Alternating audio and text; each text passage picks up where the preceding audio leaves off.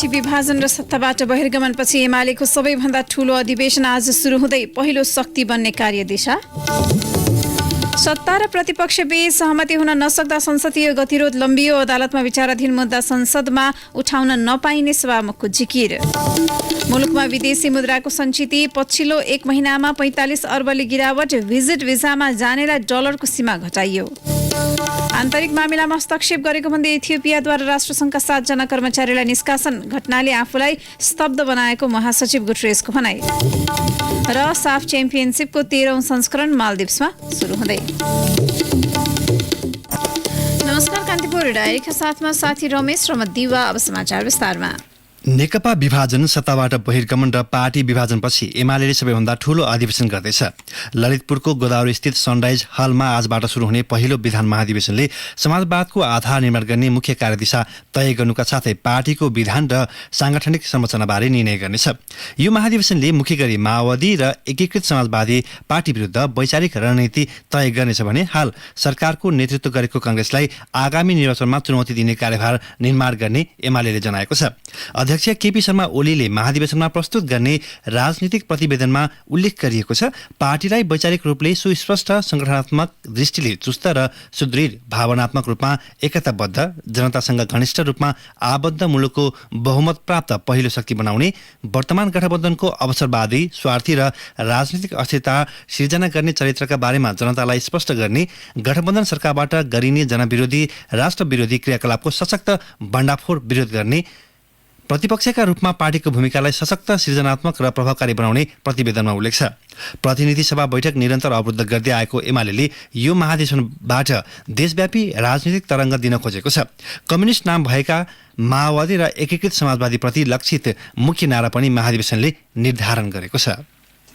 एमालेले आगामी कार्यदिशाबारे भनेको छ, दक्षिणपन्थी अवसरवाद र संगठनात्मक अराजकतालाई परास्त गरौं, जबजको मार्गनिर्देशनमा समाजवादको आधार निर्माण गरौं। महाधिवेशनमा देशैभरबाट 6000 भन्दा बढी प्रतिनिधि सहभागी हुनेछन्। अध्यक्ष ओलीको राजनीतिक, महासचिव ईश्वर पोखरेलको संगठनात्मक र संगठन विभागको तर्फबाट उपमहासचिव विष्णु पौडेलले विधान संशोधन प्रस्ताव पेश गर्नेछन्। यसअघि यी 3वटै दस्तावेज स्थायी कमिटी, केन्द्रीय कमिटी र पुनः स्थायी कमिटीबाट अनुमोदन भइसकेका छन्। विधान महाधिवेशन मार्फत पार्टी संगठनलाई पुनर्संगठित गर्ने र कार्यकर्ताको मनोबल उठाउने एमालेले जनाएको छ। एमाले नेताहरूले विधान महाधिवेशन पार्टीको आन्तरिक जीवनका लागि कोसे ढुङ्गा साबित हुने दावी गरेका छन्। माधव कुमार नेपालले पार्टी विभाजन गरी आफ्नो नेतृत्वमा एकीकृत समाजवादी गठन गरेपछि त्यसले पुर्याएको क्षतिलाई विधान महाधिवेशनको बलमा पूर्ति गर्ने र लगत्तै मङ्सिरमा राष्ट्रिय महाधिवेशन गर्ने एमालेको योजना छ। ओलीको राजनैतिक प्रतिवेदनमा राष्ट्रिय अन्तर्राष्ट्रिय परिस्थितिको मूल्याङ्कन, संसद विघटनदेखि पार्टी विभाजनसम्मको अवस्था, आफ्नो नेतृत्वको सरकारको कामको समीक्षा सहित चुनावसम्मका लागि पार्टीको योजना उल्लेख छ। महासचिव पोखरेलको संगठनात्मक प्रतिवेदनमा पार्टी विभाजनपछि संगठन र अबको संगठनात्मक अवस्थाबारे उल्लेख छ। त्यसबाहेक विधान संशोधन प्रस्तावमा एमालेले 10औं महाधिवेशनको नेतृत्वको ढाँचा तय गरेको छ। 3 दिन चल्ने विधान महाधिवेशनमा 3वटै प्रस्तावमा समूहगत छलफल गर्ने र उनीहरूको सुझाव समेत समेटेर पारित गर्ने एमालेको तयारी छ। यी प्रस्ताव पारित भएसँगै पार्टीलाई नयाँ गतिमा अगाडि बढाउन मद्दत पुग्ने र चुनावी बहुमत हासिल गर्ने विश्वास एमाले नेताहरूले लिएका छन्। प्रमुख प्रतिपक्षी दल नेकपा एमाले संसदमा अवरोध गरिरहे अधिवेशन अन्त्य गर्ने विषयमा राजनीतिक दलहरूबीच छलफल भएको छ। एमाले अनुपस्थित रहेको सर्वदलीय बैठकमा प्रमुख दलका नेताहरूबीच अधिवेशन अन्त्य गर्ने विषयमा छलफल भए पनि कुनै निर्णय भएन। प्रधानमन्त्री शेरबहादुर देउवालले संसदमा भइरहेको अवरोध हटाउने प्रमुख एजेन्डा सहित हिजो बिहान बालुवाटारमा सर्वदलीय बैठक बोलाउनु भएको थियो। बैठकमा एमालेका अनुपस्थित र संसदमा भइरहेको अवरोधबारे केही बेर छलफल भएको थियो। नेकपा एकीकृत समाजवादीका उपाध्यक्ष राजेन्द्र पाण्डेका अनुसार त्यसपछि नेताहरूले संसदमा भइरहेको अवरोध र त्यसबाट परेको प्रभावबारे विभिन्न कोणबाट कुरा राखेका थिए। माओवादी केन्द्रका अध्यक्ष पुष्पकमल दाहालले जरुरी विधेयकहरू पारित गर्न प्रयास गर्नुपर्ने र सम्भव नभए चालु संसद अधिवेशन अन्त्य गर्नुपर्ने धारणा राखेका थिए। एकातिर संसदमा अवरोध गर्ने र अर्कोतिर संवादमा पनि नआउने एमालेको व्यवहारलाई उहाँले अलोकतान्त्रिक प्रवृत्तिको संज्ञा दिनुभएको थियो। लोकतान्त्रिक समाजवादी पार्टीका अध्यक्ष महन्त ठाकुरले संसद अवरोध हुँदा नागरिकता सम्बन्धी विधेयक पारित हुन नसकेकोमा चिन्ता व्यक्त गर्नुभएको थियो। संघीय संसद सचिवालयको वेबसाइटमा उल्लेख भएअनुसार अहिले प्रतिनिधि सभामा 31 र राष्ट्रिय सभामा 27 वटा विधेयक थन्किएका छन्। बैठकमा अर्ली इलेक्सनदेखि एमसीसी सम्मका कुरा उठेका थिए। नेमकिपाका नेता प्रेम सुवालले एमसीसी फिर्ता गर्नुपर्ने बताउनु भएको थियो। जनता समाजवादीका नेताले आफ्नो दूत कानून मन्त्री पठाएर प्रधानमन्त्रीले एमाले अध्यक्षसँग अर्ली इलेक्सनबारे कुराकानी गरेको सम्बन्धमा जिज्ञासा राख्नु भएको थियो।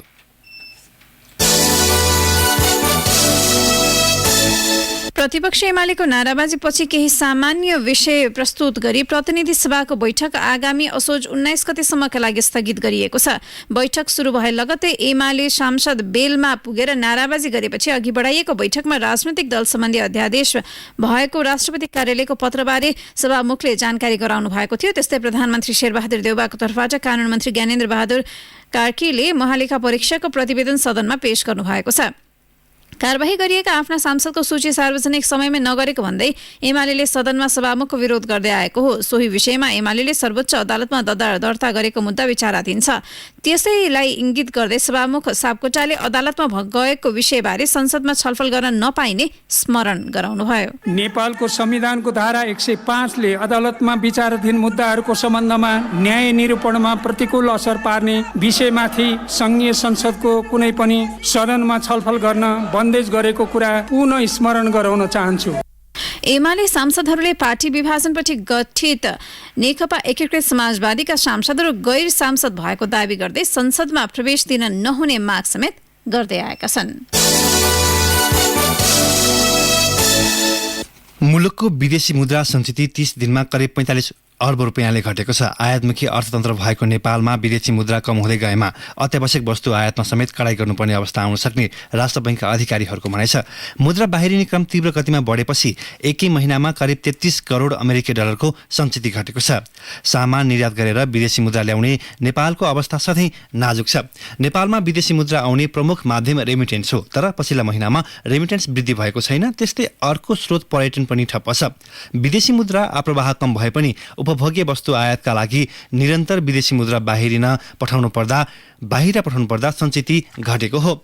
चालु आर्थिक वर्षको पहिलो र दोस्रो महिना साउन र भदौमा आयात वृद्धि उच्च रहेकाले सञ्चितमा दबाव परेको अर्थविदहरू बताउँछन्। गत साउन र भदौमा 1 खर्ब 50 अर्बका दरले वस्तु र सेवा आयात भएको छ। यो औसतभन्दा बढी हो। गत आर्थिक वर्षमा मासिक औसतमा 80 देखि 90 अर्ब बराबर आयात हुँदै आएको थियो। सरकारले विदेश घुम्न जाँदा नेपालीले अध्यागमन विभागमा देखाउनु पर्ने विदेशी मुद्राको सीमा 2 थरी कायम गरेको छ। गृहमन्त्री बालकृष्ण खाँडले मन्त्रीस्तरीय निर्णयबाट अध्यागमन कार्यविधि 2065 संशोधन गरेर भिजिट भिजामा सार्क खाडी मुलुक मलेसिया र थाइल्याण्ड जानेले न्यूनतम $250 र युरोप, अमेरिका, जापान र कोरिया लगायतका मुलुक जानेले न्यूनतम $500 वा सो बराबरको विदेशी मुद्रा सटहीको प्रमाणपत्र देखाउनु पर्ने व्यवस्था गरेको हो। संशोधित कार्यविधि अनुसारको व्यवस्था कार्यान्वयन गर्न गृह मन्त्रालयले हिजो अध्यागमन विभागलाई परिपत्र गरेको छ। कान्तिपुर डायरीमा अब ब्रेकको पालो।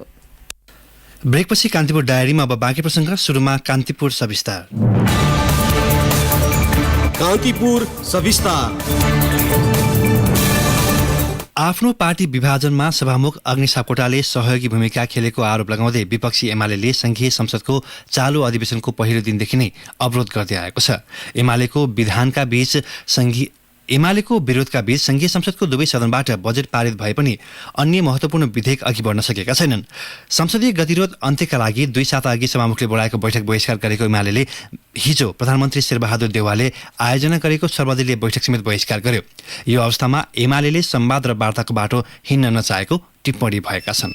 नेकपा एमाले 14 जना सांसदहरूलाई पदबाट बर्खास्त गर्नुपर्ने माग गर्दै गत भदौ 23 गतेबाट संघीय संसदका बैठकहरूमा निरन्तर अवरोध पुर्याउँदै आएको छ। 14 जना सांसदमाथि कारबाही हुनुपर्ने माग सहित एमाले सर्वोच्च अदालतमा समेत मुद्दा हालेको छ। सोही विषयलाई लिएर एमाले निरन्तर संसद अवरुद्ध गरिरहेको छ। प्रधानमन्त्री शेरबहादुर देउवाको आह्वानमा बिहीबार बसेको सर्वदलीय बैठकमा विपक्षी एमाले उपस्थित भएन। संसदको चालु अधिवेशनको पहिलो दिनदेखि संसद अवरुद्ध गर्दै आएको एमाले संवाद र वार्ताबाट भाग्न खोजेको सत्तारूढ दलहरूको निष्कर्ष छ। सरकारका प्रवक्ता एवं कानून मन्त्री ज्ञानेन्द्र बहादुर कार्कीले प्रधानमन्त्रीले बोलाएको बैठकमा समेत उपस्थित नभएर एमाले संवादबाट भाग्न खोजेको आरोप लगाउनुभयो। प्रधानमन्त्रीजीले आयोजना गरेको यस बैठकमा संसदमा प्रतिनिधित्व गर्ने सबै दलहरू उपस्थित हुनुभयो, तर प्रमुख प्रतिपक्षी दल एमाले आज उपस्थित हुनुभएन र उहाँहरूले संसद अवरोध गरिरहनु भएको छ र उहाँहरूसँग संवाद र वार्ता गर्नका निमित्त योभन्दा अगाडि सभामुखजीले पनि एउटा यस्तै किसिमको सर्वदलीय बैठकको आयोजना गर्नुभयो, त्यहाँ पनि उहाँहरू अनुपस्थित हुनुभयो र अहिले सम्माननीय प्रधानमन्त्रीजीले आयोजना गरेको बैठकमा पनि उहाँहरू अनुपस्थित हुनुभएको छ।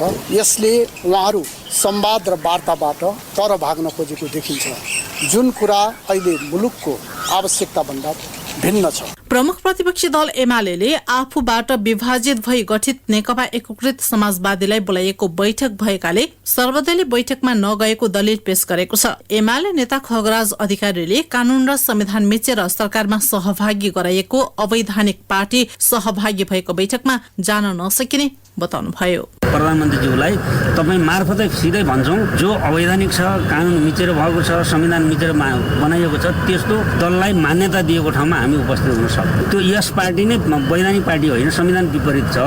तथाकथित अध्यादेशले पनि पुगेको संख्या छैन। संसदमा प्रतिपक्षीको मागलाई सम्बोधन गरेर अघि बढ्ने दायित्व सरकार र सभामुखको भए पनि एमालेको अहिलेको टकराव सभामुख सापकोटासँग व्यक्तिगत रेसिपी जस्तो देखिन्छ।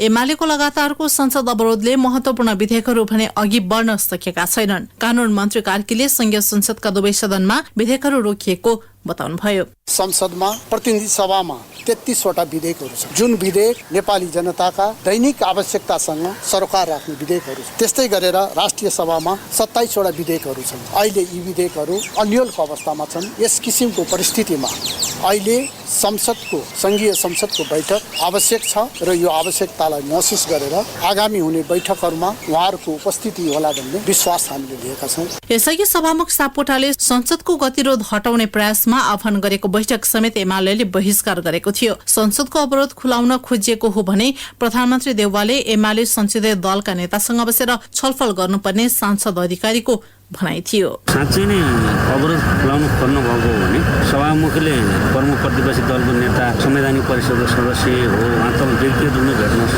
प्रधानमन्त्रीलाई। संवैधानिक परिषदकै सदस्य हो, तपाईँले अब नियुक्ति खारेज गर्दै हुनुहुन्छ, अनेक उपाय गर्दै हुनुहुन्छ, फेरि नियुक्ति त हुँदैन, किनभने प्रमुख प्रतिपक्षी दल त जाँदैन त्यहाँ। अनि यस्तो जान्दै किन नियुक्त गर्नुहुन्छ तपाईँहरू?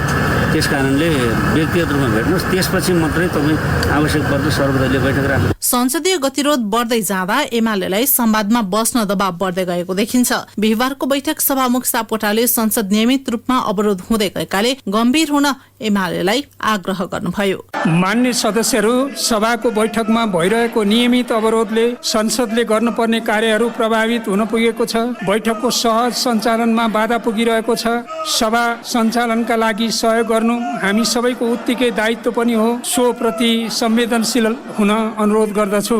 आफ्नो दबाव र विरोधको व्यवस्था गर्दै बजेट पारित भएपछि संसदमा एमालेको भूमिका कमजोर भएको देखिन्छ। त्यति मात्र होइन, अदालतमा विचाराधीन विषयलाई संसदभित्र उठाएर गतिरोध निम्त्याएको र नवगठित नेकपा एकीकृत समाजवादीलाई संसदभित्र आउन दिन नहुने अराजनीतिक माग उठाएको आरोप समेत उसलाई लागेको छ। रेडियो कान्तिपुरका लागि पार्वता चौधरी। कान्तिपुर सविस्तार।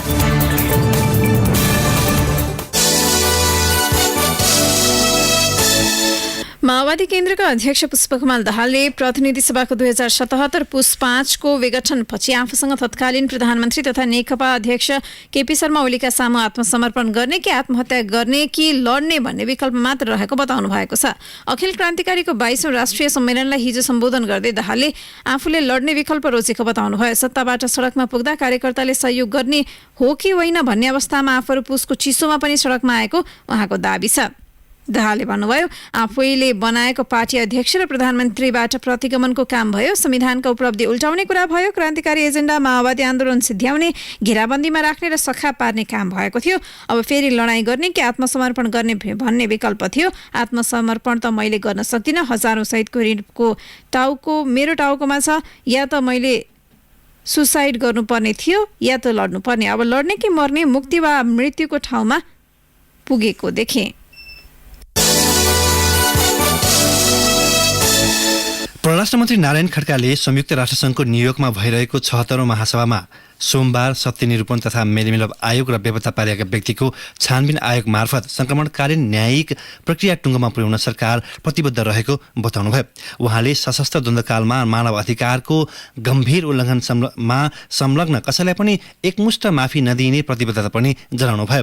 खड्काको यस्तो अभिव्यक्तिलाई झुट भन्दै 3 दिन नबित्दै द्वन्द्व पीडितले राष्ट्रसङ्घका महासचिव एन्टोनियो गुटेरेसलाई ध्यानाकर्षण पत्र पठाएका छन्। द्वन्द्व पीडित साझा चौतारीकी अध्यक्ष मैना कार्की सरकारले अन्तर्राष्ट्रिय समुदायसँग सधैँ प्रतिबद्धता जनाउँदै आए पनि संक्रमणकालीन न्यायिक प्रक्रिया टुङ्गो लगाउन गम्भीरतापूर्वक काम नगरेको बताउनु भएको छ। परराष्ट्र मन्त्रीले राष्ट्रसङ्घको महासभामा भनेको कुरा पनि जालझेल र झुटो मात्र हो। उहाँले भन्नुभयो, सरकारले हामीलाई अल्झाउँदै आएको छ। मन्त्रीले भने जस्तो कुनै काम भइरहेको छैन भनेर अन्तर्राष्ट्रिय समुदायलाई जानकारी दिन राष्ट्रसङ्घको नेपाल कार्यालय मार्फत महासचिवलाई पत्र पठाइएका हौं। कान्तिपुर डायरीमा पुनः ब्रेकको पालो। ब्रेकपछि कान्तिपुर डायरीमा अब आर्थिक प्रसङ्ग। लगानी बोर्डको कार्यालयले पश्चिम सेतीसँगै अघि बढाउन खोजेको अर्को जलविद्युत आयोजना सेती रिभर 6 SR6 को उत्पादन क्षमता टुङ्गो लागेको छ। विद्युत विकास विभागले सम्भाव्यता अध्ययन गरिरहेको SR6 बाट 308 मेगावाट विद्युत उत्पादन हुने सम्भावना देखिएको छ। सरकारले 2075 चैतमा आयोजना गरेको लगानी सम्मेलनका क्रममा बोर्डको कार्यालयले SR6 जलविद्युत आयोजनालाई पश्चिम सेतीसँग जोडेर सोकेसमा राखियो। पश्चिम सेतीमा लगानी गर्ने कम्पनीलाई अतिरिक्त सुविधाका रूपमा SR6 को पनि अनुमति दिने गरी बोर्डले यी दुई योजना जोडेको थियो। सम्मेलनका क्रममा केही कम्पनीले लगानी प्रतिबद्धता जनाए पनि त्यसको टुङ्गो अझै लाग्न सकेको छैन। गत असारमा बसेको लगानी बोर्डको 47औं बैठकले यी दुई आयोजनालाई विकास र लगानीको ढाँचा तय गर्न राष्ट्रिय योजना आयोगका उपाध्यक्ष संयोजकत्वमा उच्चस्तरीय समिति बनाएको छ। समितिले आफ्नो प्रतिवेदन बुझाउन बाँकी रहेको छ। अब अन्तर्राष्ट्रिय प्रसङ्ग। आन्तरिक मामिलामा हस्तक्षेप गरेको भन्दै इथियोपिया सरकारले संयुक्त राष्ट्रसङ्घका 7 जना कर्मचारीलाई निष्कासन गरेको छ। द्वन्द्वग्रस्त क्षेत्र टिग्रेमा मानवीय सहायता पुर्याउन सरकारले असहयोग गरेको राष्ट्रसङ्घीय कर्मचारीको भनाइपछि इथियोपियाले देश निकाला गरेको हो। राष्ट्रसङ्घीय बाल कोष युनिसेफ सहित राष्ट्रसङ्घीय मानवीय सहायता संयोजन कार्यालयका कर्मचारीलाई 72 घण्टाभित्र मुलुक छाड्न भनिएको छ। राष्ट्रसङ्घमा महासचिव एन्टोनियो गुटेरेसले इथियोपियाले राष्ट्रसङ्घका कर्मचारीलाई देश निकाला गरेको घटनाबाट आफू स्तब्ध भएको बताउनु भएको छ। इथियोपिया सरकारले राष्ट्रसङ्घबाट गरेको अपेक्षाका सन्दर्भमा वार्ता गर्ने राष्ट्रसङ्घका प्रवक्ता स्टेफनी ट्रेम्बलेले बताउनु भएको छ। राष्ट्रसङ्घले शान्त तथा संयमित कूटनीतिक रणनीतिका साथ इथियोपिया सरकारसँग वार्ता मार्फत मानवीय सहायतामा सहजताका लागि आग्रह गर्ने निर्णय गरेको छ। द्वन्द्वग्रस्त टिग्रे क्षेत्रका स्थानीय भोकमरीको मारमा रहेका छन्। अब खेल प्रसङ्ग। दक्षिण एसियाली राष्ट्रको सर्वाधिक ठूलो फुटबल प्रतियोगिता साफ च्याम्पियनसिपको 13औं संस्करण आज मालदिप्समा सुरु हुँदैछ। माले स्थित राष्ट्रिय फुटबल स्टेडियममा हुने साफ च्याम्पियनसिपमा 5 राष्ट्रको सहभागिता रहेको छ। यसपटक आयोजक मालदिप्स, नेपाल, भारत, बङ्गलादेश र श्रीलङ्काको सहभागिता रहेको छ। लिगमा 5 टोलीले एक अर्का विरुद्ध खेल्नेछन् र लिग चरणको खेलपछि शीर्ष 2 टोलीले उपाधिका लागि असोज 30 मा प्रतिस्पर्धा गर्नेछन्। 13औं साफको पहिलो दिन आज 2 खेल हुनेछन्। पहिलो खेलमा श्रीलङ्का र बङ्गलादेश प्रतिस्पर्धा हुनेछ भने दोस्रो खेलमा नेपालले आयोजक तथा साबिक विजेता मालदिप्स विरुद्ध प्रतिस्पर्धा गर्नेछ। नेपाल र मालदिप्स बीचको खेल नेपाली समयअनुसार राति 9:45 बजे सुरु हुनेछ। मालदिप्स विरुद्ध नेपालको इतिहास निकै कमजोर छ। नेपालले हालसम्म मालदिप्ससँग 16 खेल खेलेको छ, जसमा मालदिप्सले 8 खेल जितेको छ। मालदिप्स विरुद्ध नेपालले 4 मा जित निकाल्दा 4 खेल बराबरी खेलेको छ। नेपालले पछिल्लो पटक मालदिप्स विरुद्ध 2018 को साफमा प्रतिस्पर्धा गरेको थियो। अब मौसम सम्बन्धी जानकारी। देशभर आंशिकदेखि सामान्य बदली रही केही स्थानमा हल्कादेखि मध्यम वर्षाको सम्भावना रहेको मौसम पूर्वानुमान महाशाखाले जनाएको छ। केही बेर अघि 19 डिग्री सेल्सियस मापन गरिएको काठमाडौँ उपत्यकाको अधिकतम तापक्रम आज 26 डिग्री सेल्सियससम्म पुग्ने महाशाखाको अनुमान छ। सूर्योदय बिहान 5:57 भयो भने सूर्यास्त साँझ 5:51 हुनेछ। अवस्था यसका साथै कान्तिपुर डायरीको यो बुलेटिन यही सकिन्छ। साथी रमेश र म दिवा बिदा माग्छौँ। नमस्कार।